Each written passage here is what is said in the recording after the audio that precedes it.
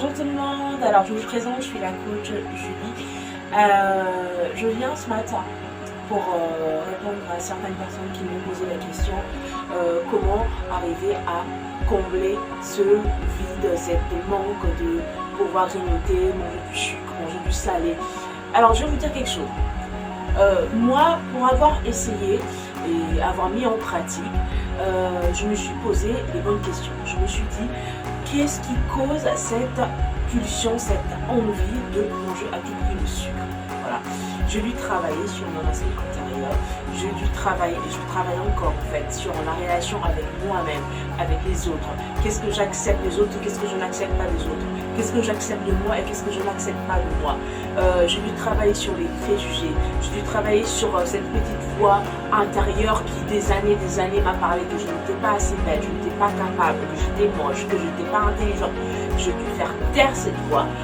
J'ai dû aussi pardonner à certaines personnes qui m'avaient offensé, que j'avais gardé l'amertume, qui me tuaient, qui me détruisaient en fait de l'intérieur. J'ai dû aussi sortir de certaines relations qui n'étaient pas du tout en accord avec moi-même et en accord avec qui je me voyais. J'ai dû aussi accepter aussi que en fait que je ne peux pas être aimée de tout le monde parce que la vie est faite ainsi.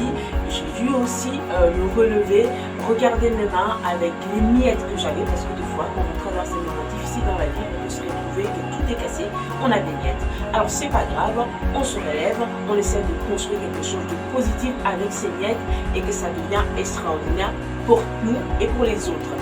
Et on réapprend à manger, à faire du sport et mon côté spirituel aussi parce que c'est très important, il ne faut pas l'oublier. Moi je suis chrétienne déjà à la base et c'est que j'ai dû remarquer en fait que deux fois quand on est chrétienne, on est tellement focalisé, tellement dans le côté spirituel qu'on oublie le côté en fait physique. Alors que non en fait, alors que la stabilité est dans ce deux. Dans tout l'aspect de notre vie. Il faut travailler sur notre relation avec Dieu, il faut travailler sur notre relation avec nous-mêmes, il faut travailler sur notre relation avec les autres. Il faut s'aimer, il ne faut pas faire une pause à cause qu'on a vécu une traumatisme. Parce que la pause, certes on va la faire, mais la vie, elle continue. Il faut apprendre à se relever de nos échecs. Parce que l'échec en soi n'est pas aussi mauvais. Parce que quand on échoue, on apprend à comment faire mieux. Donc j'espère que je vous ai aidé et je sais que au début je m'étais dit tiens je vais sortir de mon zone de confort et ça m'a fait du bien parce que j'ai testé sortir de zone de confort. J'ai mis un maillot de bain en 2 pièces, je me suis pris en photo, j'ai mis dans les réseaux sociaux dans ma page et je me suis sentie tellement bien d'avoir osé, d'avoir fait taire cette petite voix qui me disait que voilà tu n'es pas capable, tu n'arriveras jamais, voilà, et je l'ai fait. Et sortir aussi de préjugés des autres. Moi personnellement en fait, c'est que les gens pensent que moi, ça m'est égal. Si c'est quelque chose de positif qui peut m'aider à me construire, à aller de l'avant, j'écoute.